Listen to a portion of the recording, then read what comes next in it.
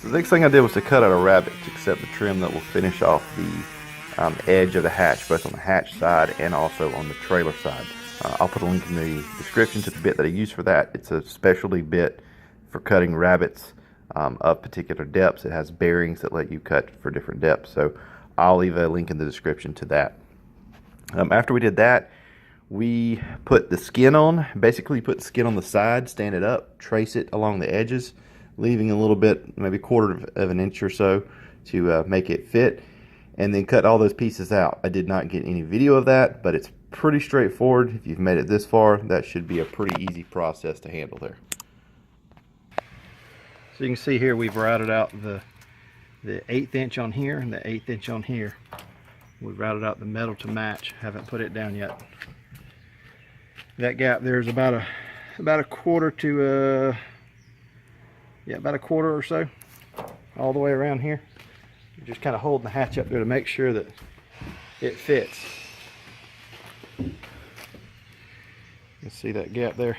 It's not perfect, but we're going to put the trim in there. The trim will hide a lot of that, and it'll look more perfect.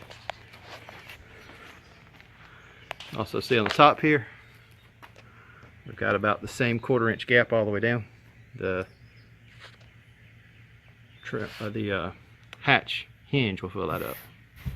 So you can see here we've got the aluminum on the sides, we've got the aluminum all the way on the top, the aluminum on the other side over here. Put the aluminum on there.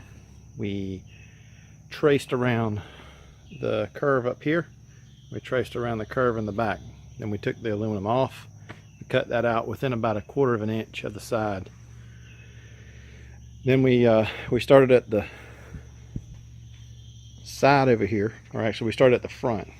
We put the aluminum across the top and made it meet at the bottom down here. Then we used that bottom piece was put on temporarily just to hold the aluminum here. Then we pulled the aluminum all the way to the back, and then in order to put the trim pieces on here, we had to have the side pieces on. So after we got this temporaried on, this pulled back, then we took the side pieces, put those on like I talked about before, trace those, cut those out, and then put those on the side. After those are put on the side, then we could start at the bottom here. What we did was we started with one piece of aluminum trim. You can see the aluminum trim here, right there. We started with one piece and we ran it up about this far. We went to the other side and we did the same thing, about to that 3rd or 4th screw right here, about 2 feet up. And then we ran it, and we would run about a foot on each side, a foot up here and a foot up here, keeping the aluminum flat against the trailer the whole time, and also rolling the aluminum back so that you didn't have any wrinkles on it. And it turned out pretty good. We ran it all the way back and stopped right here. This is a full piece. We like about almost 2 foot, maybe about a foot. Well, we use a 10-foot piece of aluminum here.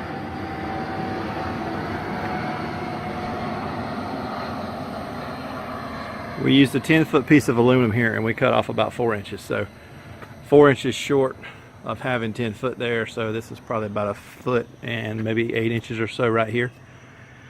But we won't get to that yet. We've got to put that piece in. It's easier to put that piece in after you've got the hatch hinge in on the trailer side. And before we do that, we're going to put these in. What we had to do to get those ready was we took the trim router and we took a bottom bearing flush trim bit and we put it up against the trailer and we trimmed this off. And you can see right here how this is trimmed back here. Okay, so this is flush with that. You only have about a 1/16 to 1/8 of an inch of tolerance there, so you want to get that really good and flush with this. You don't want to trim it by hand. You don't want to trim it with the cutters. You want to do it with the flush trim bit so that it matches this profile here exactly. Because the next thing we'll have to do is to take a piece of this trim, and this trim actually fits like this, and we'll do that in the next step. But that will run all the way up here. That will cover this up, and you can see here it fits down there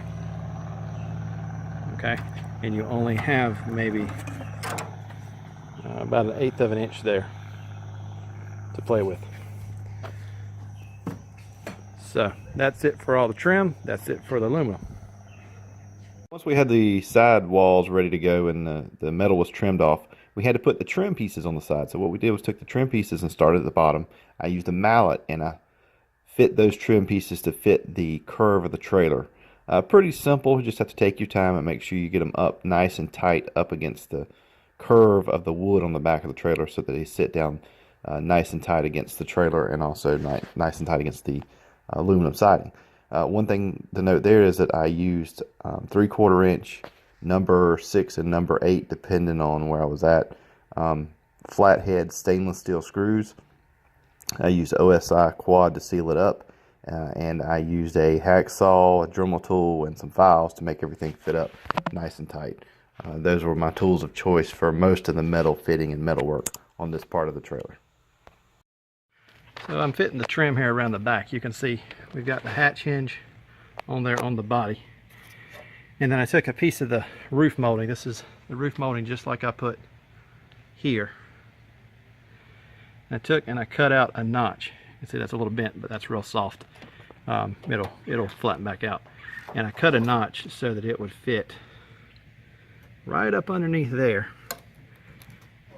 And then bend down, and you want it to be as tight as possible right here. So it's lacking maybe a 1/16 at the most right there, and it's not touching right here. So I'm gonna go back and I'm gonna shave a little bit off of this piece right at the end here. So you can see here, I did a little more. I did a little more filing on that area right there. Did a little bit here, and I also did a little bit on the end here. And now, I'll show this goes here. This will sit down almost perfect in there. It's hot out here. So the thing you have to contend with is when it's hot, things don't sit as true as they normally would because everything is heated up. Some of it's not heated up, but that piece there is going to fit good. So I'll take and I'll come back and I'll start right here and I'll run screws in this. I'll put OSI sealant underneath and that piece will be ready to go. So that's about it. Got the metal buttoned up, got all the trim pieces put on, and everything is almost ready to put the hatch on. I will install that in the next video, so stay tuned for that. If you like this video, please hit that thumbs up button below. That really helps me out. Also, subscribe to my channel and you will get updates every time I post a new video. So that's it for now, and thanks for watching.